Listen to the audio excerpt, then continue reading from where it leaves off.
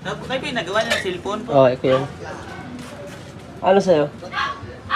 Ito po yung A12 sa Samsung. Anong sira? Hindi po kasi siya nag-touch noon nung bumili po ako ng LCD? LCD. 2 beses na po ako bumili sa ibang tindahan. Hindi talaga nag-touch? Hindi Bakit talaga baluktot na nag-touch. siya? Ilang araw na? Ilang ano ito na stock? Mga 1 week na po. Sige, subukan natin palitan ha.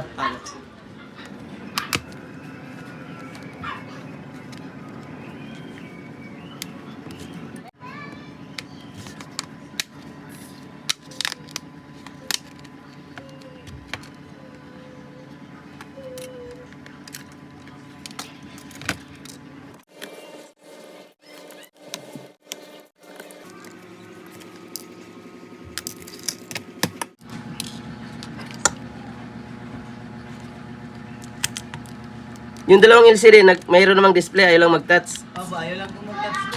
Titry ko po eh. Ano to, online mo binili? Pa? Online mo binili ang LCD? Oo po. Kaya ayun, nung natapos yung 2 beses po, hindi na ako nag-try ulit na bumili kasi baka mamaya. Baluktot yung ano mo. Nabagsak po kasi siya.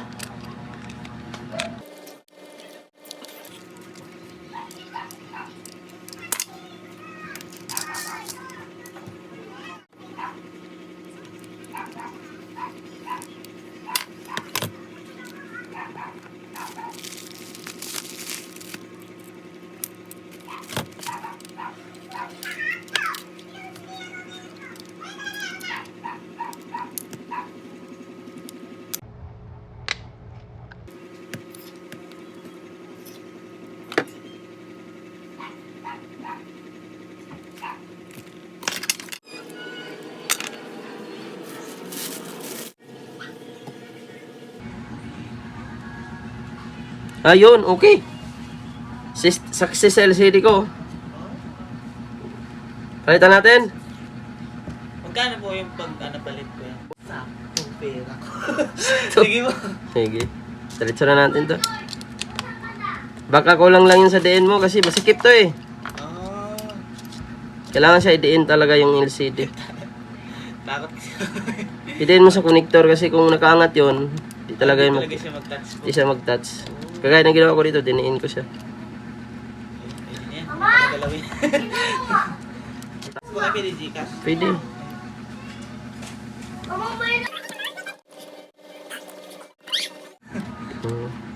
Taga-Munti pa po ako eh.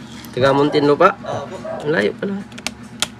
Ito yung lagi kong napapanood po sa Facebook. Kaya po yun, nag-ayos ng cellphone. Kaya dito ka na nagpunta agad. Opo. Kasi marami po kayong nagawa na ng mga cellphone po eh. Oo.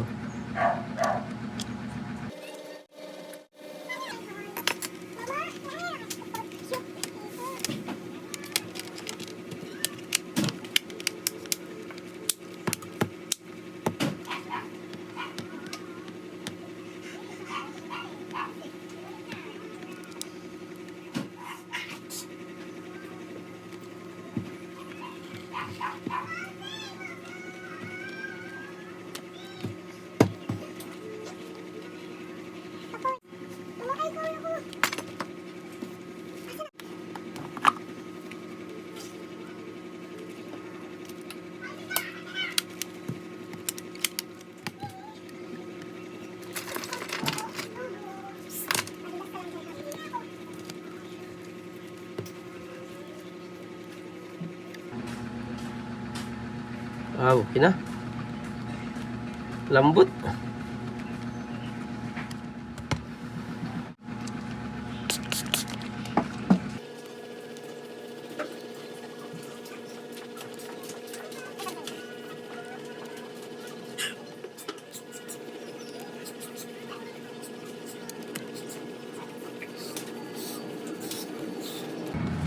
Okay na.